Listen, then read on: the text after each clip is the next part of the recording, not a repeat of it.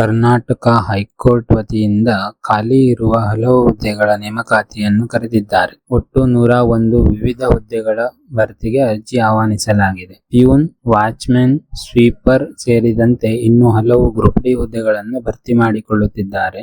ಕರ್ನಾಟಕದಲ್ಲಿ 10ನೇ ತರಗತಿ ಪಾಸ್ ಆಗಿರುವ ವಿದ್ಯಾರ್ಥಿಗಳಿಗೆ ಇದು ಉತ್ತಮ ಸರ್ಕಾರಿ ಉದ್ಯೋಗ ಅವಕಾಶವಾಗಿದೆ. ಕಡಿಮೆ ವಿದ್ಯಾರ್ಹತೆಯಲ್ಲಿಯೇ ಸ್ಥಿರ ಉದ್ಯೋಗ, ಉತ್ತಮ ವೇತನ ಹಾಗೂ ಸರ್ಕಾರಿ ಸೌಲಭ್ಯಗಳನ್ನು ಪಡೆಯಲು ಈ ನೇಮಕಾತಿ ಸೂಕ್ತ ಅವಕಾಶವಾಗಿದೆ. ಅಭ್ಯರ್ಥಿಗಳು ಸಮಯ ವ್ಯರ್ಥ ಮಾಡದೆ ತಕ್ಷಣವೇ ಅರ್ಜಿ ಸಲ್ಲಿಸುವುದು ಒಳಿತು. ಅರ್ಜಿ ಸಲ್ಲಿಸಲು ಬೇಕಾಗುವ ದಾಖಲೆಗಳು, ಶುಲ್ಕದ ವಿವರ, ಆಯ್ಕೆ ಪ್ರಕ್ರಿಯೆಯ ಜೊತೆಗೆ ಯಾರು ಈ ಹುದ್ದೆಗೆ ಅರ್ಜಿ ಸಲ್ಲಿಸಬಹುದು ಎಂಬ ಹಲವು ಮಾಹಿತಿಗಳನ್ನು ಈ ವಿಡಿಯೋದಲ್ಲಿ ತಿಳಿಸಿದ್ದೇನೆ. ವಿಡಿಯೋವನ್ನು ಸಂಪೂರ್ಣವಾಗಿ ನೋಡಿ ಎಲ್ಲಾ ಮಾಹಿತಿಯನ್ನು ತಿಳಿದುಕೊಂಡು ನಂತರ ಅರ್ಜಿ ಸಲ್ಲಿಸಿ. ಹುದ್ದೆಗಳ ವಿವರ: ಪ್ಯೂನ್, ವಾಚ್ಮ್ಯಾನ್, ಸ್ವೀಪರ್ ಹುದ್ದೆಗಳು 90ಕ್ಕೂ ಹೆಚ್ಚು ಹುದ್ದೆಗಳಿವೆ ಹಾಗೂ ಲಿಫ್ಟ್ ಅಟೆಂಡರ್ 5 ಹುದ್ದೆಗಳು, ಅಸಿಸ್ಟೆಂಟ್ ಬೈಂಡರ್ 1 ಹುದ್ದೆ, ಟೈಲರ್ 1 ಮತ್ತು ಧೋಬಿ ಸೇರಿ ಒಟ್ಟು 101 ಹುದ್ದೆಗಳನ್ನು ಕರೆದಿದ್ದಾರೆ. ಮಹಿಳೆಯರು, ಗ್ರಾಮೀಣ ಅಭ್ಯರ್ಥಿಗಳು, ಕನ್ನಡ ಮಾಧ್ಯಮ ಅಭ್ಯರ್ಥಿಗಳು, ವಿಕಲಚೇತನರು, ಮಾಜಿ ಸೈನಿಕರು ಮತ್ತು ಇತರ ವರ್ಗಗಳಿಗೆ ಹುದ್ದೆಯಲ್ಲಿ ಮೀಸಲಾತಿಗಳನ್ನು ಇರಿಸಿದ್ದಾರೆ. ಯಾವ ವರ್ಗಕ್ಕೆ ಯಾವ ಹುದ್ದೆಗಳಲ್ಲಿ ಎಷ್ಟು ಮೀಸಲಾತಿ ನೀಡಿದ್ದಾರೆ ಎಂದು ವಿವರವಾಗಿ ತಿಳಿಯಲು ಡಿಸ್ಕ್ರಿಪ್ಷನ್ನಲ್ಲಿ ಲಿಂಕ್ ನೀಡಿದ್ದೇನೆ, ಅದನ್ನು ನೋಡಿ ತಿಳಿದುಕೊಳ್ಳಿ. ವೇತನವು 19,900 ರಿಂದ ಪ್ರಾರಂಭವಾಗಿ 69,100 ಇದೆ. ಆಯಾ ಹುದ್ದೆಗಳಿಗೆ ಸಂಬಂಧಿಸಿದಂತೆ ವೇತನದಲ್ಲಿ ಬದಲಾವಣೆಗಳು ಇರುತ್ತವೆ. ವಯಸ್ಸಿನ ಮಿತಿಗಳು ಎಷ್ಟು? ವಯಸ್ಸಿನ ಮಿತಿಯು ಎಲ್ಲಾ ವರ್ಗದವರಿಗೆ ಕನಿಷ್ಠ ವಯಸ್ಸು 18 ವರ್ಷ ತುಂಬಿರಬೇಕು ಹಾಗೂ ಗರಿಷ್ಠ ವಯಸ್ಸು ಸಾಮಾನ್ಯ ಅಭ್ಯರ್ಥಿಗಳಿಗೆ 40 ವರ್ಷ, 2A, 2B, 3A, 3B ಅಭ್ಯರ್ಥಿಗಳಿಗೆ 43 ವರ್ಷ ಹಾಗೂ ಪ್ರವರ್ಗ 1 SC ಮತ್ತು ST ಅಭ್ಯರ್ಥಿಗಳಿಗೆ 45 ವರ್ಷ ಮೀರಬಾರದು. ಅರ್ಜಿ ಶುಲ್ಕ: ಸಾಮಾನ್ಯ ಅಭ್ಯರ್ಥಿಗಳು 2A, 2B, 3A, 3B ಅಭ್ಯರ್ಥಿಗಳು ₹200 ಅರ್ಜಿ ಶುಲ್ಕವನ್ನು ತುಂಬಬೇಕಾಗಿರುತ್ತದೆ ಹಾಗೂ ಪ್ರವರ್ಗ 1 SC ಮತ್ತು ST ಹಾಗೂ ಅಂಗವಿಕಲ ಅಭ್ಯರ್ಥಿಗಳು ₹100 ಅರ್ಜಿ ಶುಲ್ಕ ಪಾವತಿಸಬೇಕಾಗಿರುತ್ತದೆ.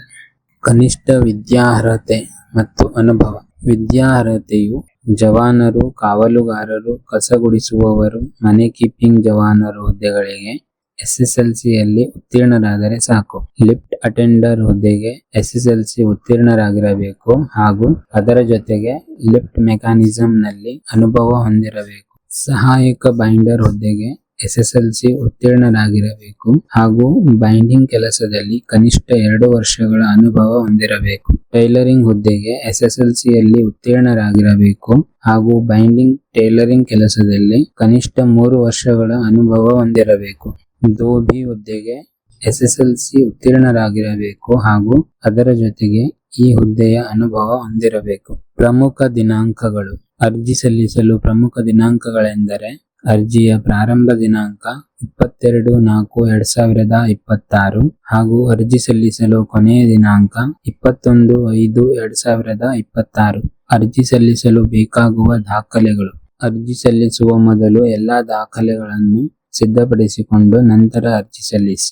ಅರ್ಜಿ ಸಲ್ಲಿಸಲು ಬೇಕಾಗುವ ದಾಖಲೆಗಳೆಂದರೆ Aadhaar card, photo, signature, mobile number, email ID, ವಿದ್ಯಾರ್ಹತೆಯ ಪ್ರಮಾಣಪತ್ರಗಳು, ಮೀಸಲಾತಿಗೆ ಸಂಬಂಧಿಸಿದ ಪ್ರಮಾಣಪತ್ರಗಳು ಹಾಗೂ ಅನುಭವದ ಪ್ರಮಾಣಪತ್ರಗಳು. ಆಯ್ಕೆ ಮಾಡುವ ವಿಧಾನ: ಮೊದಲು SSLC ಮಾರ್ಕ್ಸ್ ಕಾರ್ಡ್ನಲ್ಲಿ ಪಡೆದ ಒಟ್ಟು ಅಂಕಗಳ ಶೇಕಡಾವಾರು ಆಧಾರದ ಮೇಲೆ ಅಭ್ಯರ್ಥಿಗಳ ಮೆರಿಟ್ ಪಟ್ಟಿ ನಡೆಸಿ ಸಂದರ್ಶನಕ್ಕೆ ಕರೆಯುತ್ತಾರೆ. ಗರಿಷ್ಠ 10 ಅಂಕಗಳನ್ನು ಹೊಂದಿರುವ ಸಂದರ್ಶನವನ್ನು ನಡೆಸುತ್ತಾರೆ. ಸಂದರ್ಶನದಲ್ಲಿ ಆಯ್ಕೆಯಾದ ಅಭ್ಯರ್ಥಿಗಳ ದಾಖಲೆಗಳನ್ನು ಪರಿಶೀಲಿಸಿ ಅಂತಿಮ ಆಯ್ಕೆಯ ಮೆರಿಟ್ ಪಟ್ಟಿಯನ್ನು ಬಿಡುಗಡೆ ಮಾಡುವರು ಹಾಗೂ ನೇಮಕಾತಿಗೆ ಮುಂಚಿತವಾಗಿ ಮೂಲ ದಾಖಲೆಗಳು ಮತ್ತು ಪ್ರಮಾಣ ಪತ್ರಗಳ ಪರಿಶೀಲನೆ ಮಾಡುತ್ತಾರೆ. ಪರೀಕ್ಷೆಯ ವಿಧಾನ: ಈ ಹುದ್ದೆಗೆ ಯಾವುದೇ ರೀತಿಯ ಲಿಖಿತ ಪರೀಕ್ಷೆ ಇರುವುದಿಲ್ಲ. ಅರ್ಜಿ ಸಲ್ಲಿಸುವುದು ಹೇಗೆ? ಅರ್ಜಿ ಸಲ್ಲಿಸಲು ಮೊದಲು ಕರ್ನಾಟಕ ಹೈಕೋರ್ಟ್ ಅಧಿಕೃತ ವೆಬ್ಸೈಟ್ಗೆ ಭೇಟಿ ನೀಡಿ. ವೆಬ್ಸೈಟ್ ಲಿಂಕ್ ಅನ್ನು ನಮ್ಮ ಈ ವಿಡಿಯೋದ ಡಿಸ್ಕ್ರಿಪ್ಷನ್ ನಲ್ಲಿ ನೀಡಿರುತ್ತೇನೆ. ಎರಡನೆಯದಾಗಿ ನೇಮಕಾತಿ ವಿಭಾಗಕ್ಕೆ ಹೋಗಿ ಮತ್ತು ಗ್ರೂಪ್ ಡಿ ಗಾಗಿ ಅಧಿಸೂಚನೆಯನ್ನು ಹುಡುಕಿ. ನಂತರ ಅರ್ಜಿ ಸಲ್ಲಿಸಿ ಲಿಂಕ್ ಮೇಲೆ ಕ್ಲಿಕ್ ಮಾಡಿ. ನೀವು ಅರ್ಜಿ ಸಲ್ಲಿಸಲು ಬಯಸುವ ಹುದ್ದೆಗೆ ಅರ್ಹತೆಯನ್ನು ಖಚಿತಪಡಿಸಿಕೊಳ್ಳಲು ಅಧಿಸೂಚನೆ ಮತ್ತು ಸೂಚನೆಗಳನ್ನು ಎಚ್ಚರಿಕೆಯಿಂದ ಓದಿಕೊಳ್ಳಿ. ನೀವು ಹೊಸ ಬಳಕೆದಾರರಾಗಿದ್ದರೆ ಆನ್ಲೈನ್ ನೇಮಕಾತಿ ಪೋರ್ಟಲ್ನಲ್ಲಿ ನಿಮ್ಮನ್ನು ನೋಂದಾಯಿಸಿಕೊಳ್ಳಿ ಅಥವಾ ಅಸ್ತಿತ್ವದಲ್ಲಿರುವ ವಿವರಗಳನ್ನು ಬಳಸಿಕೊಂಡು ಲಾಗಿನ್ ಮಾಡಿ. ಅಗತ್ಯಕ್ಕೆ ತಕ್ಕಂತೆ ನಿಮ್ಮ ವಿವರಗಳಿಗೆ ತಕ್ಕಂತೆ ಸರಿಯಾದ ವೈಯಕ್ತಿಕ, ಶೈಕ್ಷಣಿಕ ಮತ್ತು ವರ್ಗದ ವಿವರಗಳೊಂದಿಗೆ ಆನ್ಲೈನ್ ಅರ್ಜಿ ನಮೂನೆಯನ್ನು ಭರ್ತಿ ಮಾಡಿ. ನಂತರ ನಿಮ್ಮ ಇತ್ತೀಚಿನ ಪಾಸ್ಪೋರ್ಟ್ ಗಾತ್ರದ ಫೋಟೋ, ಸಹಿ ಹಾಗೂ SSLC ಮಾರ್ಕ್ಸ್ ಕಾರ್ಡ್, ಜಾತಿ ಪ್ರಮಾಣ ಪತ್ರ, ಅನುಭವ ಪ್ರಮಾಣ ಪತ್ರಗಳು ಮತ್ತು ಇತರೆ ದಾಖಲೆಗಳನ್ನು ಸ್ಕ್ಯಾನ್ ಮಾಡಿದ ಪ್ರತಿಗಳನ್ನು ಅಧಿಸೂಚನೆಯಲ್ಲಿ ನೀಡಿದ ಪ್ರಕಾರವೇ ಇರುವಂತೆ ನಮೂನೆ ಮತ್ತು ಗಾತ್ರಗಳಲ್ಲಿ ಅಪ್ಲೋಡ್ ಮಾಡಿ. ಮುಂದಿನ ಹಂತದಲ್ಲಿ ಅರ್ಜಿ ಶುಲ್ಕವನ್ನು ಆನ್ಲೈನ್ ಮೂಲಕ ಪಾವತಿಸಿ. ಅರ್ಜಿ ನಮೂನೆಯಲ್ಲಿ ನಮೂದಿಸಿದ ಎಲ್ಲಾ ವಿವರಗಳನ್ನು ಪರಿಶೀಲಿಸಿ ಮತ್ತು ಆನ್ಲೈನ್ನಲ್ಲಿ ಸಬ್ಮಿಟ್ ಮಾಡಿ. ಮುಂದಿನ ಹಂತದಲ್ಲಿ ಅರ್ಜಿ ನಮೂನೆಯನ್ನು ಡೌನ್ಲೋಡ್ ಮಾಡಿ ಮತ್ತು ಪ್ರಿಂಟ್ಔಟ್ ತೆಗೆದುಕೊಳ್ಳಿ. ಮುಂದಿನ ದಿನಗಳಲ್ಲಿ ಇದರ ಅವಶ್ಯಕತೆ ಇರುತ್ತದೆ.